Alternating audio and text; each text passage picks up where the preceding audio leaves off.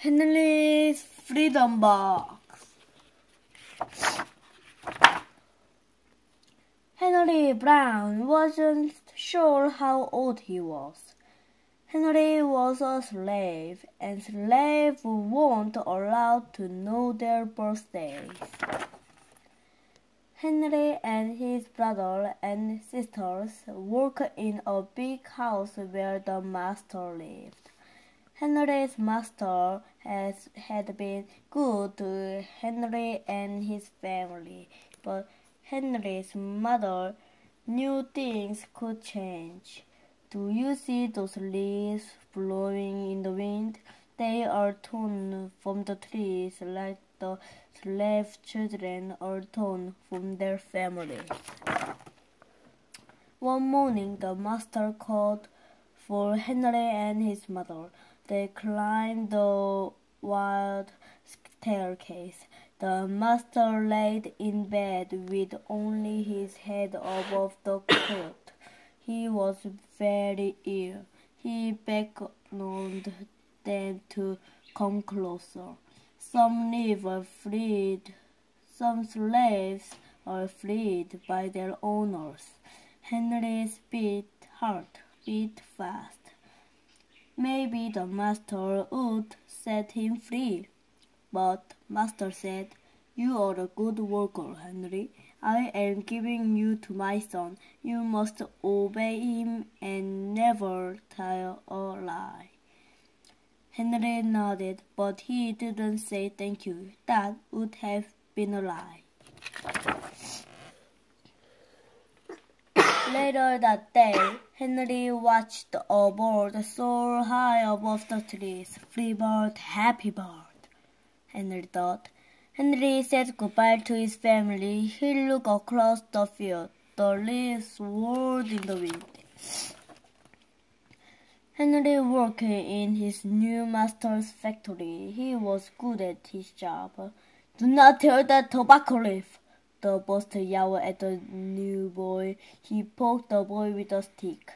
"If you made a mistake, the boss will beat you." Henry wasn't lonely. One day he met Nancy, who was shopping for her mattress. They walked and talked then and agreed to meet again. Henry felt like singing, but slaves don't dare sing in the street. Instead, he hummed all the way home. Months later, Henry asked Nancy to be his wife. When both their masters agreed, Henry and Nancy are married. Soon there was a little baby, then another and another. Henry knew they are very lucky. They lived together even though they had different masters, but Nancy was worried. Her master had lost a great deal of money. "I am afraid he will sell our children," she said. Henry sat very still. Henry worked hard all morning. He tried to forget what Nancy had said. His friend James came into the factory. He whispered to Henry, "Your wife and children are just sold at the slave market." "No!" cried Henry. Henry couldn't move. He couldn't think. He couldn't work. "Twist that tobacco!" the boss poked Henry. Henry twisted tobacco leaves. His heart twisted in his chest. At lunchtime, Henry rushed to the center of town.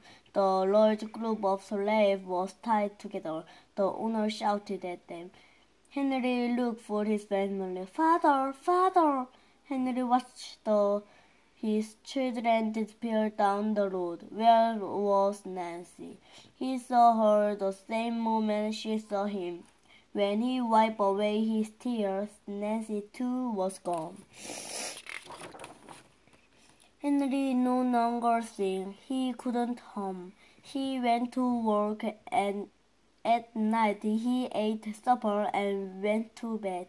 Henry is tired to think of happy times, but all he could see were the cart carrying away everyone he loved. Henry knew he would never see his family again.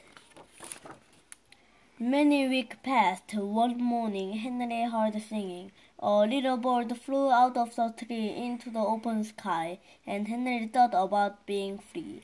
But how? He had lifted a crate. He knew the answer.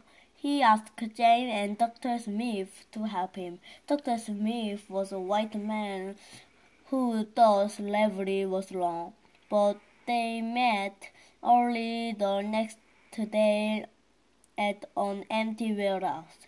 Henry arrived with the box. I will mail myself to a place where there are no slaves, he said. James stared at the box, then at Henry. What if you cough and someone hears you? I will cover my mouth and hope, Henry said. Dr. Smith wrote on the box, to William H. Johnson, Arch Street, Pennsylvania, Pepperonia, Pennsylvania. Henry would be delivered to family in Pepper. He printed on the card in big letters. This side up with care. Henry needed an excuse to stay home, or the work boss would think he had run off. James pointed to Henry's sore finger, but Henry knew it wasn't bad enough. He opened the bottle of Fetro. No! Cried James. Henry poured in it on his head. It burned his skin to the bone. Now the boss would have to let him stay home. Dr. Smith bandaged Henry's hand. He arranged to meet the next morning at 4 o'clock. The sun was not up yet when Henry climbed into the box. Ready, he said. James nailed down the lid. Dr. Smith and James drove to the station. The railway clerk tripped the box over and nailed a paper to the bottom. Dr. Smith begged the clerk to be careful, but they didn't listen. They threw the box into the baggage car. An hour passed. Henry was lifted up and thrown again, upside down. He heard waves splashing. This must be the steamboat headed for Washington, D.C. The ship rode smoothly, but Henry was still upside down. Blood rushed to his head. His face got hot. His eyes ached.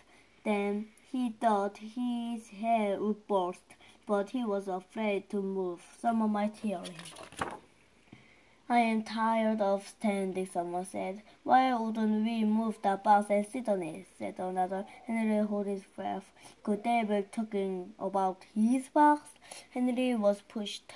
The box scraped the deck. Now he was on his right side, now on his left, and suddenly right side up. What do you think is in here? Said the first man. Mail, I guess, said the other. I am male, thought Henry, but not the kind they imagine. Henry was carried off the steamboat and placed on a railroad car, this time head up. He fell asleep to the rattling song of Travel. He woke to loud knocking. Henry, are you all right in there? All right, he answered. The cover was pried open. Henry screeched and stood up. 4 men smiled at him. Welcome to Philadelphia. At last, Henry had a birthday. March 30, 1849, his first day of freedom, and from that day on, he also had a middle name. Everyone called him Henry Box. From the end.